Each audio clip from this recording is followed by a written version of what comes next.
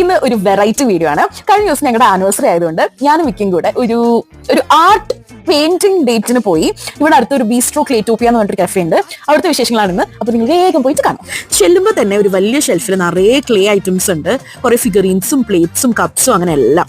അതിനകത്ത് ഇഷ്ടമുള്ളത് നമുക്ക് ചൂസ് ചെയ്യാം. ഈ കെറ്റിലാണ് ഞങ്ങൾ ചൂസ് ചെയ്തത്. ബാക്ക്ഗ്രൗണ്ട് ഭയങ്കര നോയ്സി ആയിരുന്നു, അതുകൊണ്ട് വോയിസ് ഓവർ ചെയ്യാനുള്ള ആക്ഷൻ സോങ് ആണ് നിങ്ങൾ ഈ കാണുന്നത്. ബേസിക്കലി ഈ കെറ്റിലാണ് നമ്മൾ ചൂസ് ചെയ്തത്. അത് കഴിഞ്ഞിട്ട് നമുക്ക് 4 കളേഴ്സ് പിക്ക് ചെയ്യാം. അത് അവർ നമുക്ക് കൊണ്ടുതരും. പിന്നെ നമ്മൾ പെയിന്റ് ഒക്കെ ചെയ്ത് കഴിഞ്ഞ് 25 ഡേയ്സിന് ശേഷം അവർ ഗ്ലേസ് ഫയർ ചെയ്ത് തരും.